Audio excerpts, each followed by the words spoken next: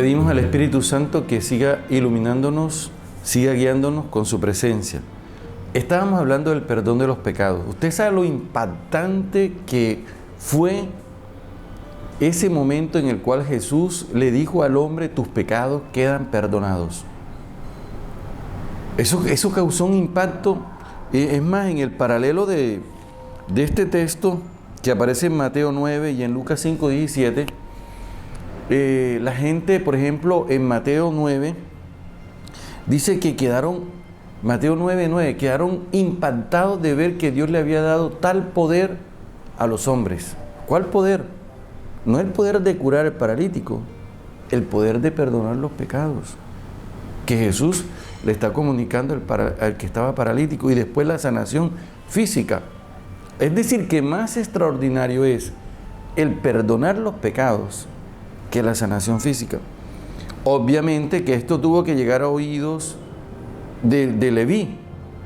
Esa es la razón por la que cuando uno después de este texto lee Vocación de Leví, capítulo 2, versículo 13, inmediatamente cuando Jesús le dijo a Leví: sígueme, Leví se levantó y lo siguió.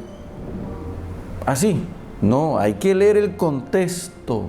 Y precisamente nosotros estamos en el capítulo 2, curación del hombre que estaba viviendo una experiencia de pecado profundamente y estaba paralizado. En ese contexto leemos el texto de Leví.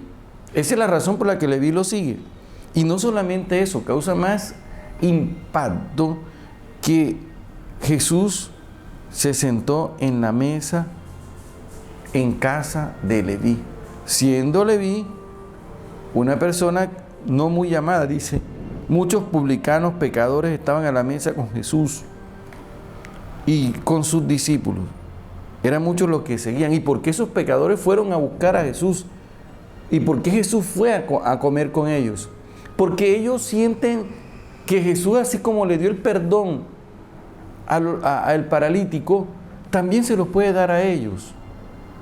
Y que Jesús no es distante, que ese perdón que Jesús está comunicando viene de Dios, que ya no era necesario, según el Levítico capítulo 16, versículo 22, la confesión que hace el sacerdote al chivo expiatorio que soltaba en el desierto.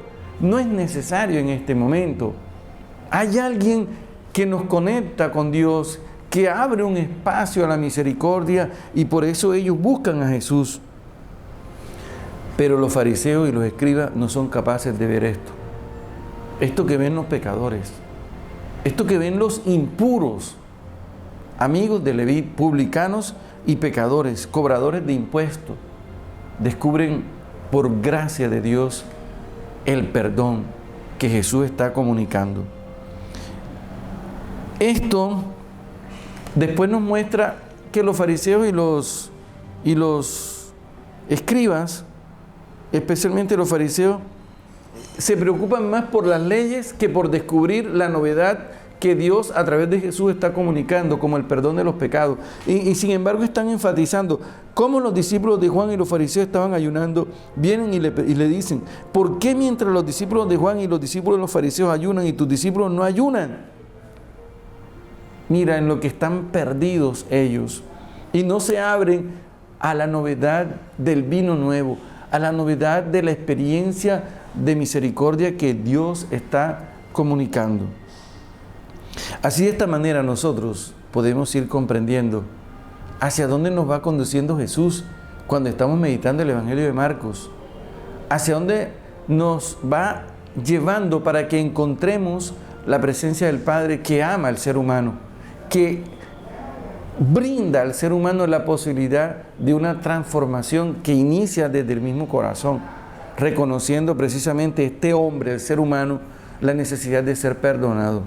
Y en ese mismo contexto del capítulo 2 encontramos que los discípulos con Jesús, liberados de todos esos preceptos, cruzan por un sembrado y arrancan espigas. Y el día que lo hacen es sábado, y los fariseos y los escribas están al acecho para denunciar precisamente el incumplimiento de la ley. En el próximo video, entonces seguimos analizando este camino que Jesús nos propone, el camino nuevo, el camino de la buena noticia. Amén.